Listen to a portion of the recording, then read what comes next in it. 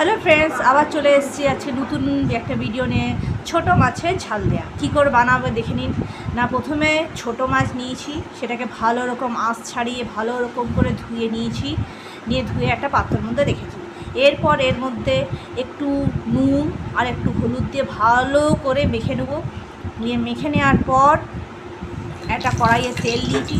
তেলটা যখন ভালো রকম করে গরম হয়ে যাবে, দেখুন তেল থেকে ধোঁয়া উঠছে, মানে তেলটা গরম হয়ে গেছে।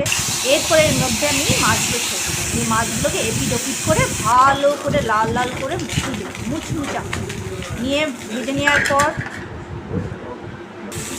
কড়াইতে আবার তেল দিয়ে দিচ্ছি, একটু পেঁয়াজ দিয়ে দিচ্ছি। পেঁয়াজটা যখন একটু লাল লাল হয়ে যাবে, ওর মধ্যে একটু সেদ্ধ করা আলুটা অ্যাড করে দেবো। নিয়ে ওর মধ্যে একটু নুন, একটু হলুদ দেবো, দিয়ে একটু জল দিয়ে দেবো। ভালো করে নুন জলটা ভেজে নিলাম। তার মধ্যে একটু সর্ষে বাটা দিয়ে দেবো। এই সর্ষে বাটা দেখুন অ্যাড করে ফেললাম। সর্ষে বাটা আমাদের কুচি কুচি করে টমেটোও দিয়ে দিচ্ছি। টমেটো যখন প্রায় সিদ্ধ হয়ে আসবে, তখন তার মধ্যে ওই আমার ভাজা যে মাছগুলো সেগুলো অ্যাড করে দেবো। ভাজা মাছগুলো অ্যাড করে দিয়েছি। এরপরে আমি একটা পাত্রে মাছগুলো ঢেলে নিয়েছি, আর উপর দিয়ে